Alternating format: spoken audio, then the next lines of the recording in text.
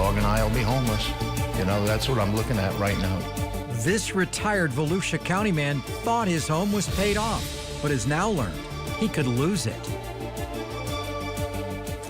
Bill Tavernier has been living in that Deltona home for about 20 years after moving in to take care of his mother. She added him to the deed in 2007, then passed away a few years later. Action on consumer investigator Jeff Deal live in our studio with us right now. And Jeff, the federal government is now trying to take his home?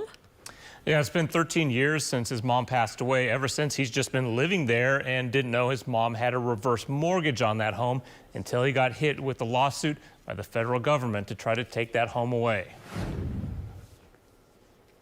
A small home in Deltona. For Bill Tavernier, it's been shelter for nearly 20 years. My mom asked me to come. My dad had died. She felt safer with someone else, you know. He lived here with his mom, Teresa, until she passed away in 2013. Bill knew his mom paid off the home years earlier and signed a quitclaim deed, adding him to ownership of the home in 2007. What he didn't know was in 2001, his mom took out a reverse mortgage, a mortgage allowing the homeowner to take money out of the value of the home for other expenses that typically gets paid back when the borrower passes away. Bill's mom took out around $70,000. You know, she was a wonderful woman, a wonderful person, but that generation, and especially being the heritage and the extraction, you didn't discuss any of that with your kids. So for the next decade or so, Bill believed he could live out the rest of his days here if he chose to, until this past summer. I was in shock for a couple of weeks. Actually was. That's when the U.S. Department of Housing and Urban Development, or HUD, sued him to foreclose on the reverse mortgage. With principal, interest, and other fees, the federal government claims Bill owes nearly $190,000. Hey, Gunner, come on, we're gonna go car. Since he and his dog Gunner survive mostly on Bill's Social Security checks, that kind of money isn't easy to come by.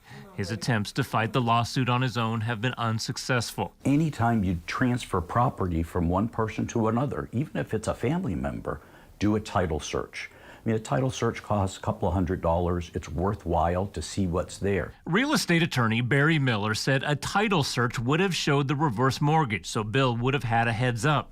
He also recommends for anyone who takes out a reverse mortgage to notify their family to try to avoid scenarios like this.